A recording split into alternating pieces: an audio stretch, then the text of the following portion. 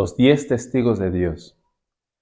¿Qué lugar ocupa la ley en nuestra obtención de la justicia de Dios, la cual solamente es por medio de Jesucristo? Vamos a leer Romanos capítulo 3, versículo 20. Ya que por las obras de la ley ningún ser humano será justificado delante de él, porque por medio de la ley es el conocimiento del pecado. Para entender mejor el texto, hagámonos la siguiente pregunta. ¿Debemos ver la ley buscando obtener de ella justicia? La respuesta es no. La ley no puede darnos justicia o no puede impartirnos justicia. Y quizá alguien puede pensar, ¿pero acaso la ley no es o no manifiesta la justicia de Dios? Justamente ese es el papel de la ley. Y ya ha sido y siempre ha sido así. La manifestación de la justicia de Dios. Voy a repetir esto. Yo considero que esto es extremadamente importante para nuestro estudio. El papel de la ley ha sido siempre, es siempre y será siempre la manifestación de la justicia de Dios, que es lo mismo a decir el carácter de Dios. O sea, la ley da testimonio de la justicia de Dios. Tenemos en la ley de Dios 10 mandamientos. Cada uno de ellos da testimonio de la justicia de Dios o del carácter de Dios.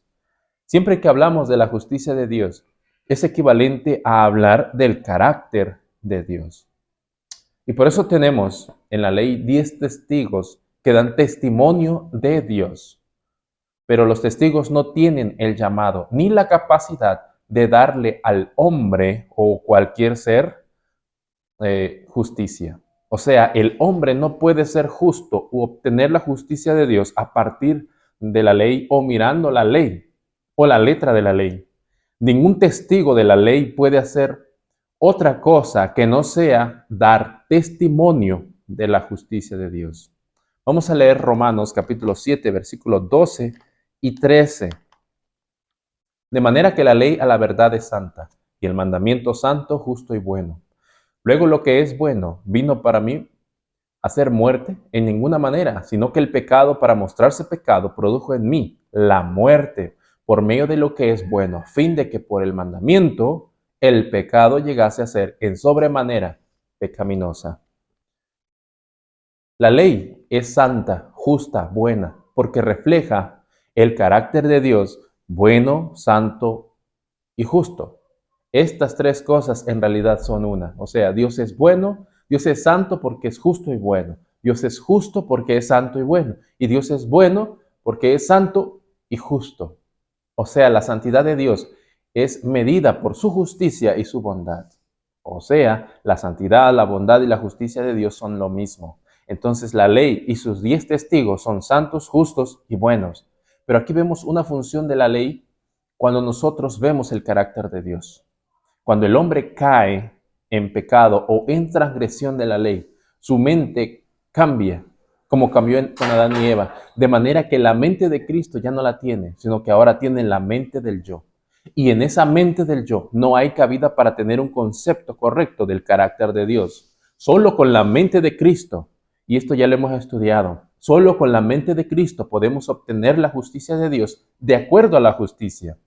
Por lo tanto, viene la ley o quizás algún testigo de la ley y me dice, no tienes la justicia de Dios en este punto. Ya sea cualquier mandamiento de la ley. Recordemos que al transgredir uno solo, transgredimos toda la ley. O sea, el carácter de Dios es imperfecto en nosotros, pero cuando nosotros venimos con nuestras propias obras, la ley me dice, no es eso lo que satisface a los testigos. La ley o los testigos no quieren tu justicia, quieren la justicia de Dios en ti. O sea, la ley muestra cuán pecaminoso es el pecado, cuán desfigurativo es la transgresión de la ley. Si nosotros vemos la parte legal de la ley, veremos que en nuestros registros se dice que hay transgresión. Pero si lo vemos espiritualmente, porque la ley es espiritual, nuestro carácter nos muestra que el carácter nuestro no es idóneo para estar en la presencia de un Dios santo, justo y bueno. Lo mismo sucede cuando vengo en mi justicia. No puedo en mi justicia estar ante la presencia de un Dios santo, justo y bueno, porque yo soy injusto y malo. Aunque tenga buenas obras, todas ellas están contaminadas con mi egoísmo. Y justo de eso se ocupa la ley, simplemente con observarla. Nos presenta nuestro carácter o nuestro pecado extremadamente pecaminoso. Por eso nos dijo el texto, por el mandamiento o por el testigo, el pecado llega a ser en sobremanera pecaminoso. Escucha palabras de Alonso Jones en la Conferencia General, Boletín 18, 1893. Estas hablando de la ley. La ley pues se introdujo para que el pecado abundara. En otras palabras, según el texto que ya conocéis bien de Romanos 3:20, por medio de la ley es el conocimiento del pecado. ¿Por qué se dio la ley en tablas de piedra? ¿Cuál fue el primer propósito de darlas así? Alguien en la congregación, para mostrarnos lo que es el pecado, para que el pecado abundara, para que hubiera un conocimiento del pecado, para que el pecado se hiciera patente, para que se lo viera tal cual es. Pablo, en el capítulo 7 de Romanos, versículos 12 y 13, que acabamos de leer, Alonso Jones dice, expone cuál fue su propia reacción. De manera que la ley a la verdad es santa y el mandamiento santo, justo y bueno. Entonces, lo que es bueno vino a ser muerte para mí. De ninguna manera, más bien, el pecado para mostrarse como pecado produjo en mí la muerte por medio de lo que es bueno, a fin de que el pecado, por medio del mandamiento, llegase a ser extremadamente pecaminoso. Así pues, el primer propósito por el cual se dio la ley fue el de hacer que el pecado abundara, el de permitir que se lo viera tal como es, extremadamente pecaminoso. Cada testigo cumple su función para hacer posible que el pecado aparezca como realmente es, en sobremanera pecaminoso. Ahora, pasemos al siguiente punto del papel de la ley en la obtención de la justicia de Dios. Vamos a leer aquí mismo, en Boletín 18, Conferencia General 1893. Leamos más en Romanos 5.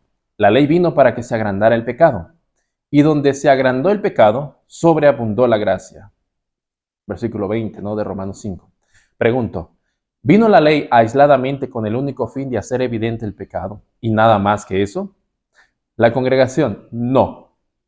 Vino como un medio para conseguir un fin que permite a su vez alcanzar algo que va más allá del conocimiento del pecado. ¿Es así? Congregación, sí. Al agrandarse el pecado, ¿dónde hemos leído que sobreabunda la gracia? Congregación, en el mismo sitio, allí mismo. Congregación, sí. ¿Dice el texto simplemente que donde el pecado abundó, la gracia también abundó? Congregación, no. Sobreabundó. Habría sido ya una buena cosa que la gracia abundara allí donde el pecado abundó. Pero sabréis que no es esa la forma en la que el Señor hace las cosas. Las hace absolutamente bien, las hace en toda su excelencia y grandeza. Así, donde se agrandó el pecado, sobreabundó la gracia.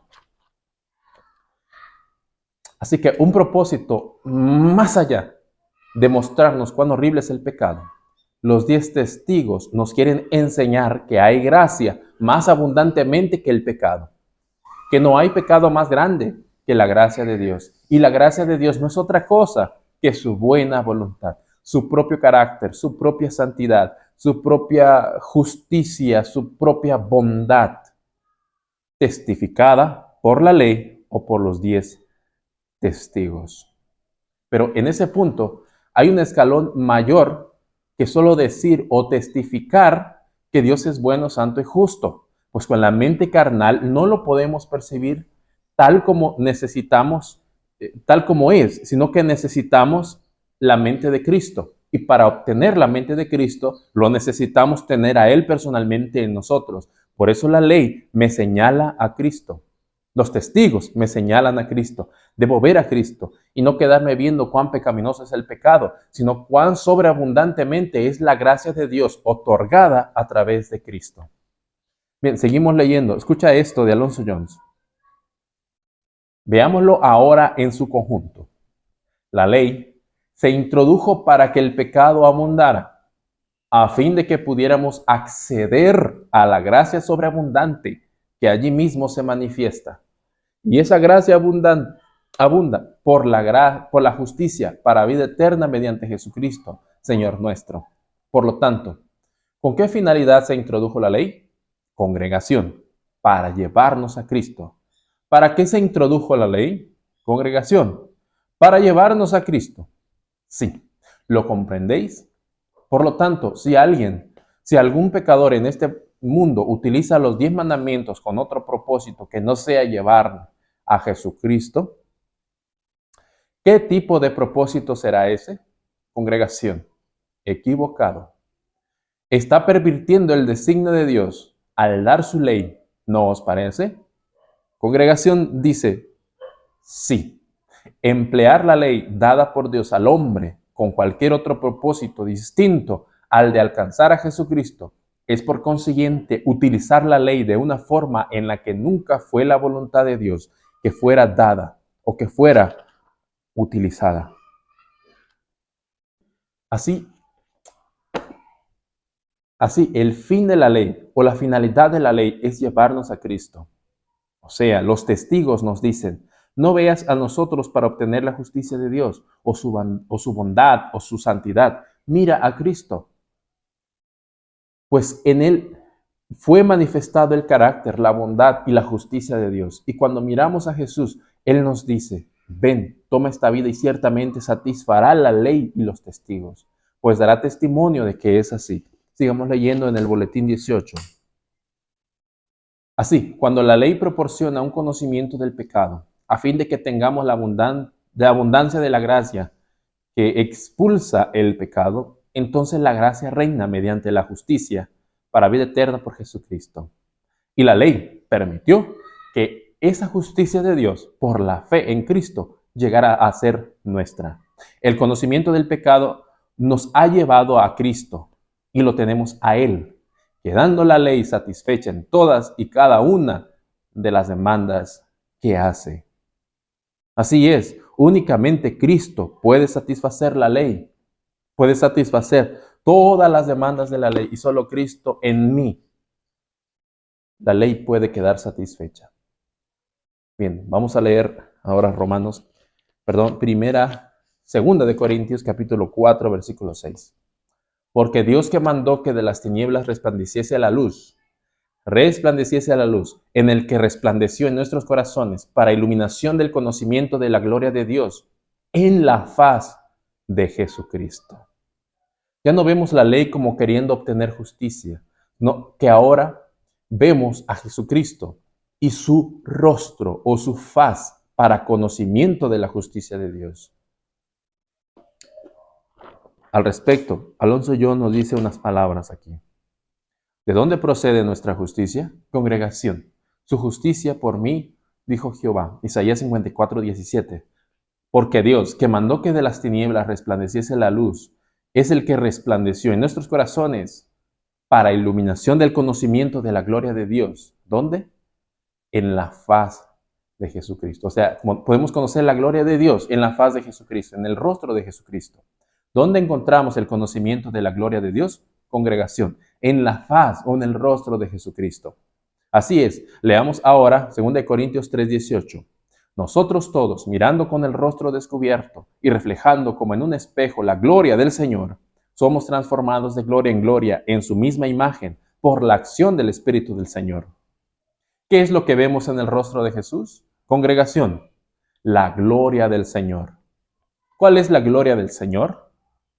Hemos leído en este lugar, nos lo ha dicho el Espíritu de Dios, que el mensaje de la justicia de Dios, que es por la fe en Jesucristo, es el comienzo de la gloria que ha de alumbrar a toda la tierra. Mensajes Selectos, volumen 1, página 425. Pero sigue diciendo, ¿cuál es pues la gloria de Dios? Su justicia, su carácter. ¿Dónde lo encontramos? En Jesucristo. Él lo ha dicho, es a Él a quien nosotros miramos. Doy gracias a Dios por el conocimiento de esto. De esta manera nosotros comenzamos a darnos cuenta si de verdad tenemos la mente de Cristo o no. Si nosotros miramos la ley para obtener justicia o el carácter de Dios por la ley, estoy queriendo ser justo mediante mis propios esfuerzos y conceptos de lo que es la justicia y lo que demandan los 10 testigos. Pero ahora, el Señor nos ha iluminado con la gloria que ha de alumbrar al mundo entero, la gloria de Dios en la faz o en el rostro de Jesucristo. Hemos sido traídos ante Jesucristo, ante su rostro, pues es el rostro del Padre. La función de la ley es mostrarnos el rostro de Cristo. Para concluir, una pregunta. ¿Los ángeles obtienen su justicia mirando la ley o mirando el rostro del Padre? Escucha la respuesta en el Boletín 18 de Alonso Jones, 1893. Así pues, que hemos ido a Cristo, después de haberlo encontrado, ¿no buscamos la justicia en la ley? ¿Dónde la buscamos, congregación? En el rostro de Jesucristo. Efectivamente, y mientras miramos a su rostro, ¿qué dice la ley, congregación? Lo aprueba. La ley da testimonio, testifica así. Es ahí donde hay que mirar. Eso es lo que quiero que tengáis. Estoy satisfecha, totalmente satisfecha. ¿Qué miran los ángeles en el cielo? No miran a la ley para saber si están en lo correcto, congregación. Miran siempre el rostro del Padre. Sus ángeles en los cielos ven siempre el rostro de mi Padre que está en los cielos. Mateo 18:10. Así pues, ¿de dónde procede la justicia de los ángeles? Congregación, de Dios. De Dios mediante Jesucristo. ¿Y qué hace la ley en el trono de Dios? Como fundamento de su trono. ¿Dónde está la ley? En el trono de Dios. ¿Qué hace allí el ejemplar original de su ley? Cuando los ángeles miran el rostro del que está en el trono, ¿qué hace allí la ley?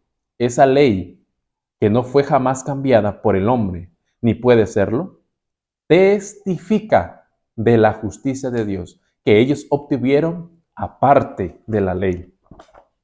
Así que los 10 testigos están en el trono de Dios, dando testimonio de su carácter de Dios y miran el rostro del Padre y obtienen su carácter viendo la gloria de su rostro o en su rostro. Nosotros no podemos ver directamente al Padre, pero sí lo vemos mirando a Jesucristo, el rostro de Jesucristo. Y los testigos dan testimonio de que así es. La ley nunca fue hecha para condenar a nadie.